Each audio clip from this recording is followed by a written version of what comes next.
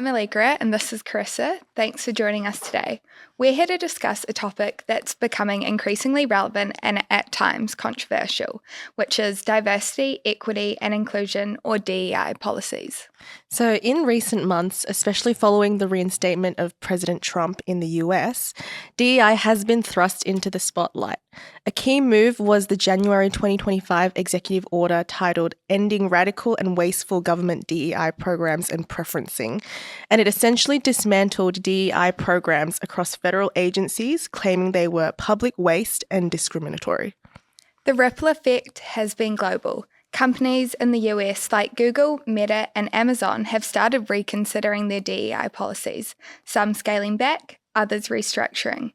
That leaves many asking, what does this mean for Australia? Should we follow suit or stay our own course? A censure has attracted media attention on the publicised intention to scrap DEI initiatives globally.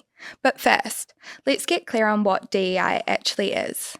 Essentially, DEI is a framework that promotes fair treatment, access, opportunity and advancement for all people, especially those from historically marginalised or underrepresented groups. That can include practical policies like pay equity audits, inclusive hiring programs, flexible work arrangements, cultural awareness training, and leadership sponsorship for underrepresented staff. In this session, we'll explore DEI in the US, Trump's actions and debates, and how DEI works in Australia. We'll then finish off by discussing whether Australia should maintain or reconsider its direction. Thanks, Allegra, for the overview. So let's start by looking at what DEI policies actually look like at workplaces and in schools. One of the most common DEI practices companies are adopting is inclusive hiring. That means making sure job postings use neutral language, recruiting from a diverse range of skills and communities, and using structured interviews to reduce bias. And it's also within the training that workplaces offer. A lot of it includes topics like what unconscious bias and microaggressions might look like, and how to have inclusive leadership at a top-down level. It's about building awareness and changing behaviours at all levels. Yeah, and I think a big aspect of it is also in equal pay initiatives. Employers now frequently analyse their salary data across roles, genders, and ethnic groups to ensure fair compensation. If discrepancies do show up, and there are minority groups who are advocating for vocal change to ensure parity and fairness. But I don't believe there is a legal obligation to do anything in the US. Pay is definitely a big aspect of it, but it's also important for employees to feel as if their identities are respected, which is why there is now also a lot of voluntary employee-led groups that create a space for people with shared identities or interests to connect. At workplaces, they are able to support each other and advocate for change. However, this is a bit harder in smaller workplaces or companies. Yeah, what about at schools or in universities? What do DEI policies look like there? That's a really good question. In the past, universities and schools have put policies in place to diversify their student bodies and faculty. That includes holistic admission practices and inclusive hiring for professors and staff. I know that universities also sometimes offer scholarships for specific underrepresented groups. And I believe this would also include making education accessible for people from a socially or economically disadvantaged background, such as providing accommodations for students with disabilities or offering financial aid and constantly revising their curriculums as well. For sure, I think it's safe to say that DEI policies play a huge part in creating a space where people from all backgrounds feel included and seen at work. So why has it become so controversial recently? Yeah, it's become controversial because it's currently in the limelight of American news. So on the March the 18th of 2025, President Donald Trump signed a memorandum that directly targets DEI policies within the US Foreign Service. The order removes DEI as a core factor in tenure and promotion decisions, and specifically, the memorandum directed the Secretary of State to remove diversity, equity, inclusion, and accessibility from its core precepts from the Foreign Service hiring, recruitment, promotion, and retention. So instead, it mandates that these decisions have to now solely be based on merit. And the administration's rationale was that foreign policy positions need to be filled by the most qualified individuals, not by what they called discriminatory quotas or ideological requirements.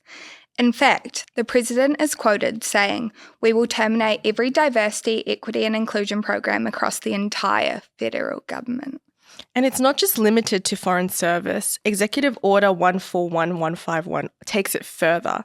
It requires the Attorney General to recommend measures encouraging the private sector also to end what the administration calls illegal DEI practices. Plus, the order establishes a federal policy recognising only two genders and calls nearly all DEI-related activities in the federal workplace to stop.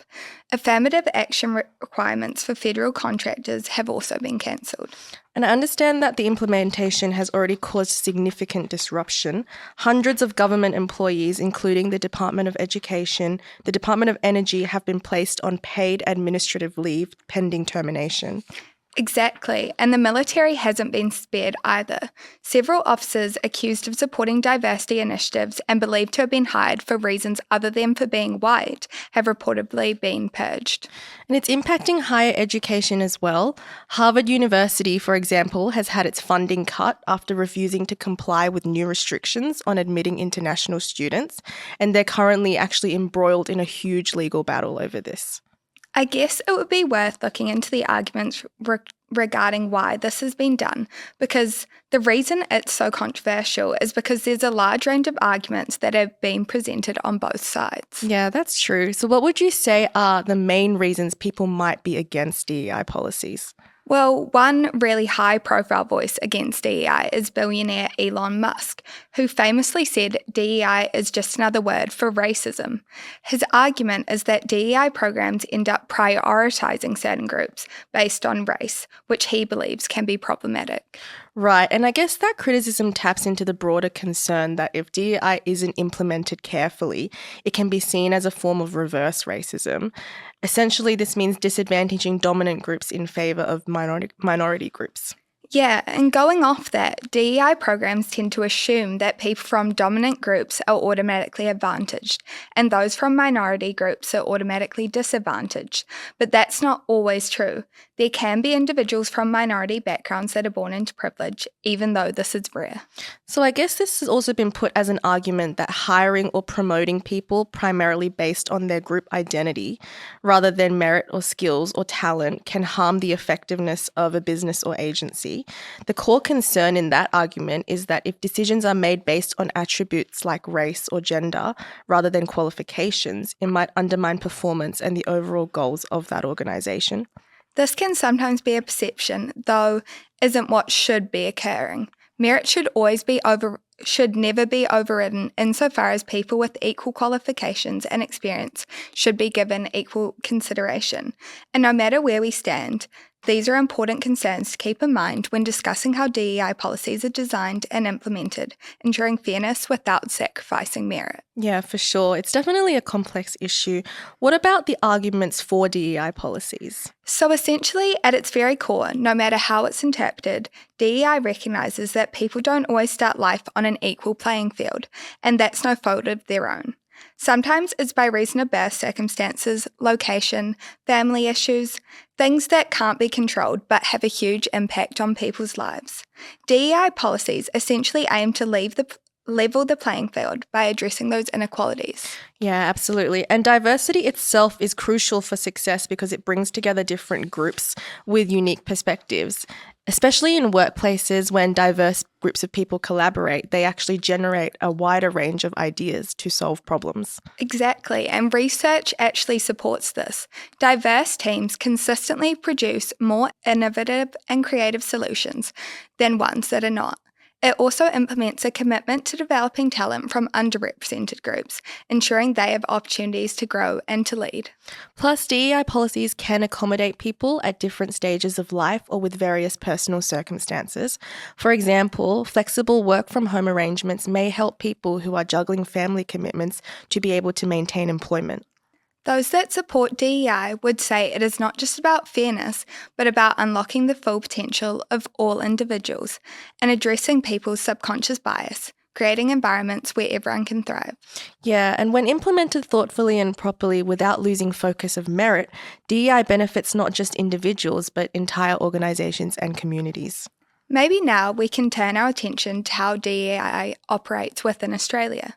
Yeah, for sure. We see that in the US, DEI policies have been implemented and executed through presidential orders. So, how does Australia do things differently?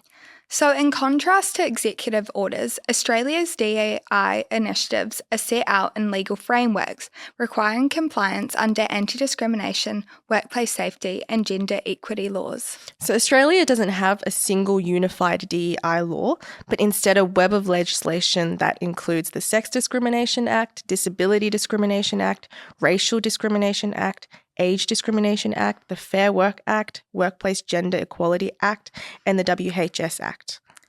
All of these make it unlawful to discriminate based on protected attributes such as race, gender, age, disability, and marital status. So even without a DEI titled law, employers have extensive legal obligations, but that's where it gets complex. DEI initiatives often go beyond avoiding discrimination. They aim for equity, meaning positive steps to level the playing field, often through what's called positive discrimination or special measures. For instance, a company might aim to increase Indigenous representation or achieve a 50-50 gender balance at the executive level, and that could be lawful if it qualifies as a special measure under legislation like Section 7D of the Sex Discrimination Act. But it must be necessary, proportionate, reasonable, and actually aim at addressing a real disadvantage. Yeah, and new legislation requires employers in Australia with 500 or more employees to select 3 gender equality targets, at least one of them which must be numeric, from a defined menu set out by the Workplace Gender Equality Agency. Employers have 3 years to meet or demonstrate progress against these targets, which are designed to address key gender equality issues such as pay gaps and underrepresentation. Non-compliance may affect eligibility for Commonwealth procurement opportunities over $80,000. However, the challenge arises when poorly designed DEI programs potentially cross the line and become unlawfully discriminatory, especially if they're seen as excluding people outside of the target group. That's part of the backlash that we're seeing in commentary. Yeah, but DEI isn't about avoiding legal trouble. It's also about fulfilling new positive legal duties. Under the amended Sex Discrimination Act, employers must now take reasonable and proportionate steps to eliminate sexual harassment, sex-based harassment, hostile work environments, and also related victimization. And DEI programs like respectful workplace training, inclusive leadership, and targeted mentorship help employers meet these legal obligations. So while the US might be stepping back, Australia is arguably moving forward at a pretty progressive pace. And there's also an economic argument too. So McKinsey found that companies with diverse leadership are 39% more likely to financially outperform their peers. Deloitte Access Economics reported that social inclusion adds $12.7 billion annually to the Australian economy, with $5 billion of that from increased productivity. So basically, DEI isn't just about fairness, it's a strategic advantage, but it must be implemented intentionally, not just as a box-ticking exercise. Which I guess brings us back to the central question, should Australia follow the US and scale back, or is our own path the better way forward? Well, it's a fair question. Some Australians may wonder, given the global spotlight, could DEI programs be rolled back here too? Interestingly, a recent Diversity Council Australia survey showed that opposition to DEI in Australian workplaces has doubled since 2017, from 3.5% to 7% of workers now opposing DEI action. And it's not just stats. At Rio Tinto, an internal workplace culture report found that staff resisted the company's diversity and measures, which increased bullying experienced by women, partly attributed to internal opposition to DEI policies. But legal experts like Professor Andrew Stewart are clear. Some DEI initiatives can be scaled back, but doing so could lead to legal risks. He says failing to pursue DEI might put you in breach of discrimination laws, especially as Australia has a stronger legal enforcement than the US. Australia's legal framework, especially the Workplace Gender Equality Agency, reinforms and anti-discrimination law, meaning employers must demonstrate action. For large employers, reporting on gender equality targets is mandatory. And there's also the reputational risk. Plus, it could be seen as un-Australian, given our First Nations people and Indigenous population together have a deeply multicultural society. Sending a message that we're not interested in diversity isn't just poor optics. It could damage the brand, retention, and culture of a place. So to wrap up, DEI, when grounded in law and implemented with care, can build workplaces that are fairer, safer, more productive, and more innovative. But it must be handled responsibly. Positive discrimination must qualify as a special measure, and programs must be lawful, proportionate, and evidence-based. When well done, DEI helps organisations comply with the law, attract talent, drive performance, and reduce psychosocial risks. But it's also important to acknowledge nuance. Not everyone experiences DEI policies positively. Some feel left out or unfairly targeted, and that perception matters. And we invite all of you to actually keep this conversation going in your teams, your HR departments, and boardrooms. What role should DEI play in your workplace? And are we striking the right balance between inclusion and legality? Thank you all so much for joining us here today. Let's keep working towards building workplaces where everyone belongs and where no one is left behind.